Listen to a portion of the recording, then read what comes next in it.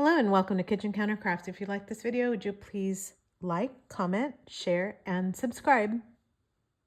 So today I have this beauty for you, and this is the Sheaffer Balance, and it is a vintage pen, and this is the smaller size. So I don't know if it's called Balance Junior, but we're just gonna go with Sheaffer Balance because that's what it pops up as. And it's just beautiful. It has the gold finishes, has a little gold band around here. It is a twist off cap. Someone said, especially when you're looking at vintage pens or any other pens for that matter, just assume it's a twist because you don't want to go like that and mess up any threads. So just assume that it twists, and most of these do. What's really neat about this, by the way, just before I go on, it has a traditional kind of cigar shape here, and it has Sheaffer's written on the clip. If I can zoom in, and there we go. Upside down. That's great. All right, so there's Sheaffer's, and that's what the beautiful clip, the cap looks like. And that brings me to this beautiful pen and the nib. So I'm gonna try to zoom in. There we go. That's good. So it is a two-tone nib. It has the vent on the tip top, and it looks like an upside down heart. It's so adorable. And it says Sheaffer's, and it says 5, and you can pretty much read whatever else it says. And then here is the feed, and so very nice looking. Also, kind of an interesting thing, it has these like little threads right in the grip section so that you can hold it better. Look at all the ink I have here. And then the threads there, which actually do not get in the way of you writing. So the reason why I have ink here is because this pen has a little bit of give. It is kind of like a little bit of a flex to it. I don't know if you can see there. So the tines separate. So it definitely has some give to the pen, which is what I was looking for. I was actually looking for like a flexi pen, and it's hard to find those, especially for vintage. You're gonna go really high in the price, but you can actually find 14 karat nibs that have a little bit of give so that you have a bouncy nib, and that's exactly what this is. It is a lever fill pen, so it goes up like this, and you can actually push all the way, which I'm not going to because I inked it already, and so we're ready to go on this. So I think this Carmine Red is just so gorgeous, and I wonder if this is also upside down, so forgive me if it is, but can I see it? There we go. It's not upside down. How about that? So it has the Sheaffer engraving and no dot on this one. Why? Because it is from the 20s and 30s. So it is an old pen, and I'm just thrilled to get my hands on it. It's so pretty. I mean, it just really stood out, just kind of laying there in the pen tray. All of these pens I purchased from The Right Pen, and that's WRITE pen. And Danny Fudge is the owner, and I don't know if Perry is a co-owner, but Perry is extremely knowledgeable, and he was giving me all kinds of information on these pens. So with that, I'm going to get these guys out of the way because I'm going to do reviews on those coming up. So please stay tuned because I have a few of those lovelies for you as well. And then we're going to just check on the measurements of this pen. So let's zoom out. There we go. And so this pen, when it's capped, I'll take it off here. It's not unbalanced because I feel like it's going to fall off. This is right at 5 inches. And I'm going to give you what I normally compare with, which is a TWSBI Eco Pilot Metropolitan. Love that pen also. And Pilot Capless, which is another awesome pen. Just love it so much. All right, so you can see that this is on the very small side. And let's do this uncapped so you can see that as well. Uncapped, it gets even smaller. So it is like right at 4 1/4. And compared to the TWSBI Eco, that's quite a bit larger. However, if I get, whoa, sorry about that. If I get the modern pens out of the way without cracking them, I have a Parker 51. And by the way, Danny Fudge also fixed that. And if he ever was to watch that, thank you so much for fixing that. He did it in like 2 seconds. The nib was misaligned and was kind of cutting into my paper. And he just worked magic like that because the man knows what he's doing. So this is my Parker 51, and that is actually quite a bit bigger at 5 1/2. And here we go.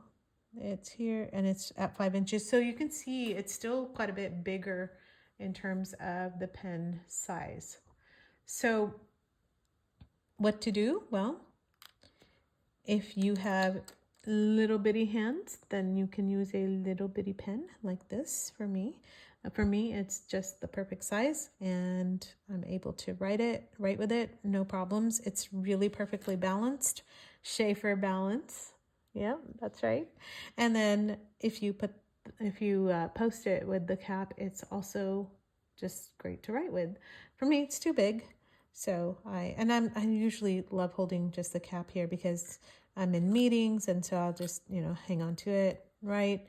And then cap it and just hang on to the pen while I'm thinking. So those are the measurements there. And then we go on to inking.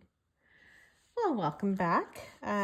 Brought my Parker Quink. I actually inked up the pen, did 2 writing samples, finished up my video without recording any of it.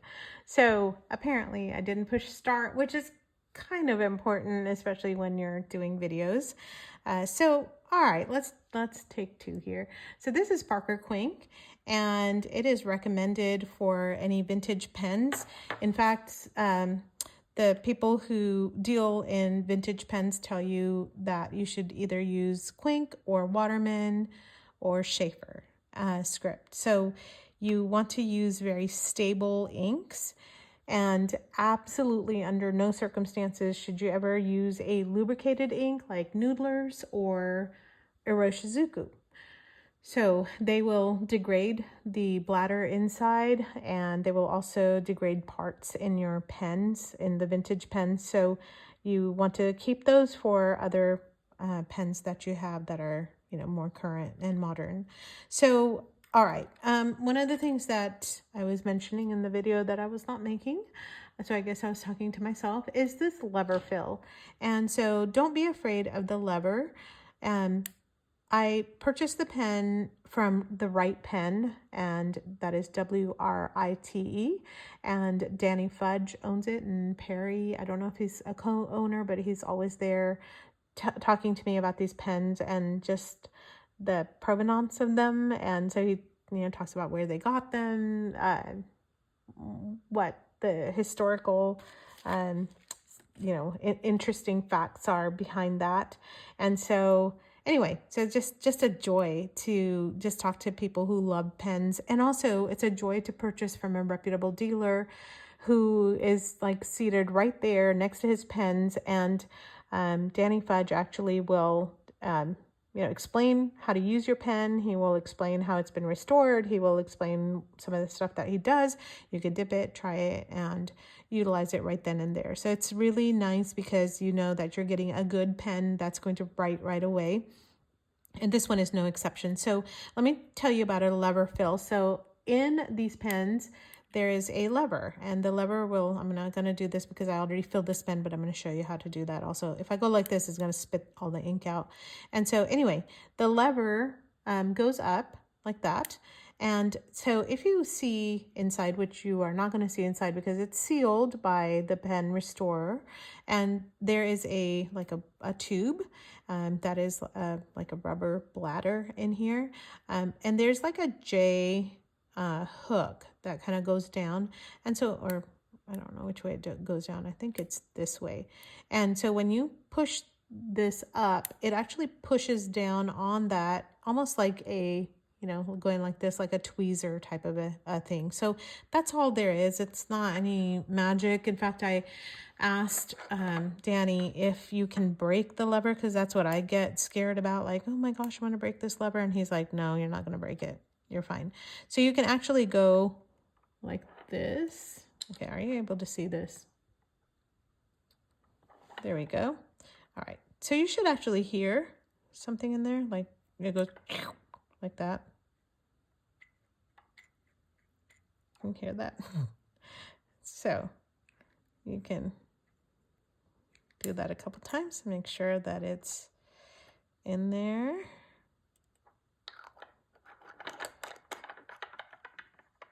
Okay, let me do this again so you can tell where I had inked it. That's all right. We will do this. So that's it. That's the magic of filling with a lever. Now, the only problem is you don't know how much ink you put in there, but you know what? A lot of times you can't tell that anyway in like acrylic pens. You can, you know, kind of guess what's in there. And this will be like a 0.5 fill, you know, just like a little pilot Con 40 type of a fill. So I'm going to go ahead and do just another writing test for you since you didn't get a chance to see it. So I'm just going to write down what this is. And that's a Sheaffer Balance. And I'll just write down lever fill too. So I'm going to stop talking. Oh, I didn't mention that this is like a soft nib. It's a little flexy. Probably should have done this beforehand. But you'll see that, I don't know if you can see it, the tines actually kind of have a little bit of a give there. So anyway, all right. Let's write.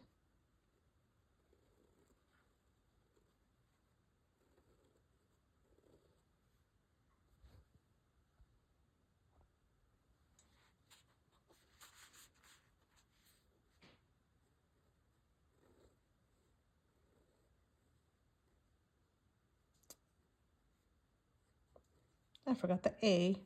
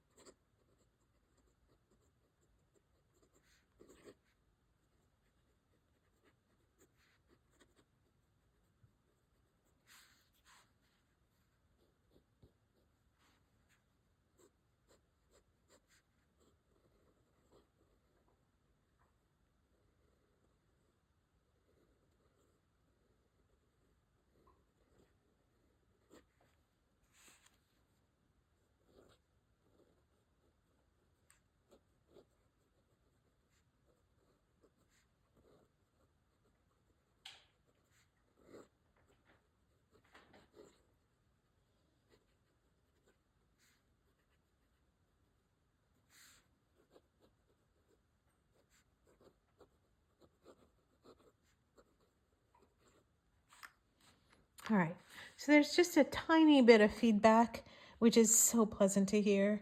And the pen actually behaves really, really well. The little bit of a bounce and give is just a joy to write with. And I'm going to just tell you this little secret too. When you're purchasing pens like this, a lot of times you're going to get a 14 karat nib for, dare I say, half the price of a modern pen. So it's just a really great way to do that. So I'm gonna now, that was just a regular like office pad. So I'm gonna now use my Rhodia dot pad, and we'll do a comparison of the two, and hopefully I can spell Sheaffer correctly this time.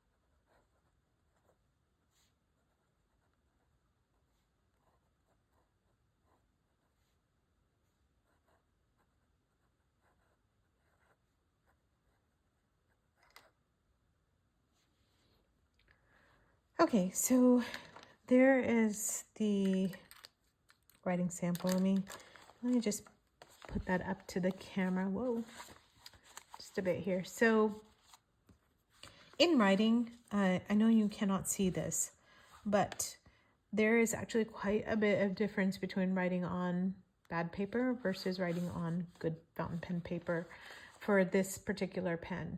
So I'm going to just zoom out here a little bit. On here, there was quite a bit of drag, and it just felt like the pen was working double time. And you can see, especially where I kind of blobbed, but you can actually see that the ink came through. And from my previous writing sample, the one I did off camera, you're also going to see that there was a considerable amount of bleed through onto this page. So on bad paper, this nib is actually putting out quite a bit of ink. However, compare that to this Rhodia dot pad, and not only was it more pleasurable to write with, and both, by the way, had a very pleasurable feedback as well.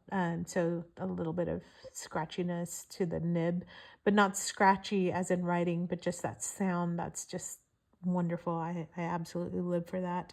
And so here you can see there's line variation in the pen nib way more than you can see here.